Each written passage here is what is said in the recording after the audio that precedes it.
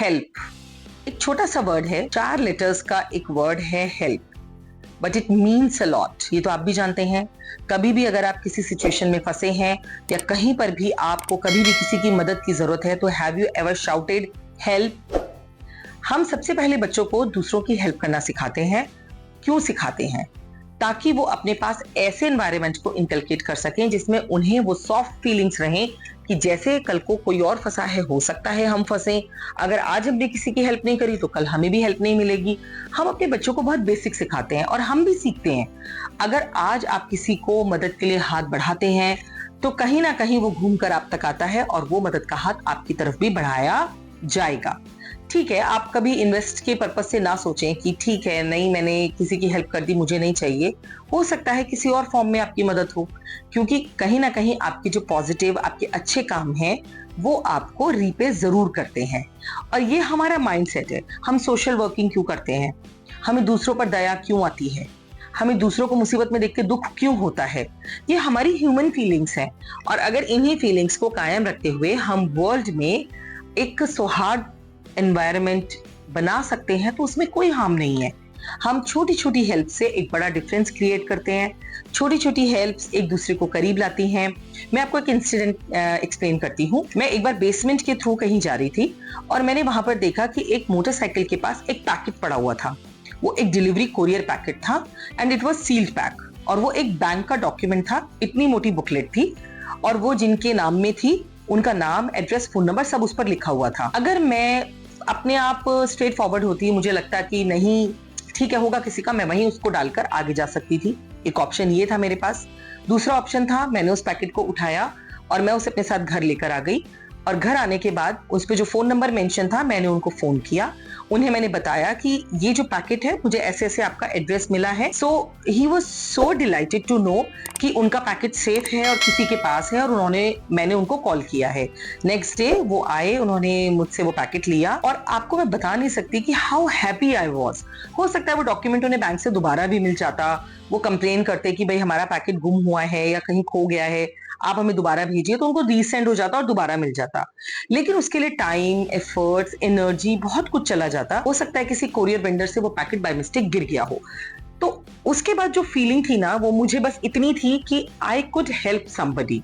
मुझे उससे सिर्फ एक सेटिस्फैक्शन मिला, एक इनर हैप्पीनेस कि उनको उनकी चीज मिल गई। ये मेरा कॉल था कि मैं उस पैकेट को लाई या मैं नहीं लाई। मेरे ह्यूमन सेंस ने मुझे बोला, I think I should take this packet home and inform the concern person. उन्हें मैंने इन्फॉर्म मुझे करना चाहिए, मुझे ये उनके लिए करना ही होगा, because it is really not good. ये कहाँ से आया इट इज नॉट गुड?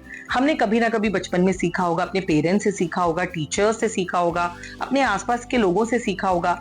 तो कहीं ना कहीं helping others give you satisfaction and happiness. So basically उनकी हैप्पीनेस और मेरी happiness just change the word the way कि अब हमें ये मालूम है कि स्टिल अच्छे लोग हैं, स्टिल ये लाइफ, ये जिंदगी जीने लायक है, दुनिया में लोग रहने लायक हैं। और इस तरह से इसी डिफरेंसेस को मेंटेन करने के लिए हमें कुछ चीजें करनी चाहिए, which is called help each other. क्यों करनी चाहिए ये जानते हैं हेल्प। एक तो सबसे पहले हम जब एक दूसरे के नजदीक आते हैं, हमें एक दूसरे की हेल्प करके एक दूसरे से जानकारी बढ़ती है, हम सोशली कनेक्ट होते हैं, तो इससे हमारा अकेलापन दूर होता है। हमें कोई बात करने के लिए मिलता है, कोई फ्रेंड मिलता है, कोई साथी, कोई कंपेनियन। क्यों अकेले रहना है दुनिया में जब इतने सारे लोग हैं बात करने के लिए? So this is a first step towards it develops the sense of belonging. आपको एक दूसरे से कनेक्ट करता है। आपको बिल्कुल ऐसा फील होता है कि कल को ये हमारे साथ भी हो सकता था, किसी और के साथ भी हो सकता था। If we can do really great to someone, इसमें कोई हार्म ही नहीं है, कोई नुकसान नहीं है। जब हम एक सेंस ऑफ बिलोंगिंग, एक sense of responsibility towards social and society, तो ये चीज डेवलप करते हैं, तो वो हमें अंदर से हैप्पी एंड स्ट्रॉन्ग बनाता है। तो ये अपने लिए ही कर लेना, इसमें कोई नुकसान नहीं है। It is a reflection of good you. ये आपको बताता है कि आप बहुत अच्छे ह्यूमन बीइंग हैं। अगर आप एक इंसान हैं तो आप वाकई में इंसानों की तरह रह रहे हैं।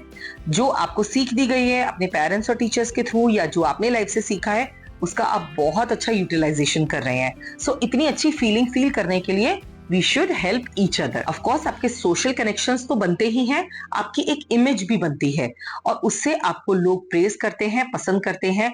आप जहां जाते हैं वहां एक अच्छी वाइब फील की जाती है, लोग आपके बारे में अच्छा बोलना पसंद करते हैं, अच्छा सुनना पसंद करते हैं। So there is no harm in helping each other.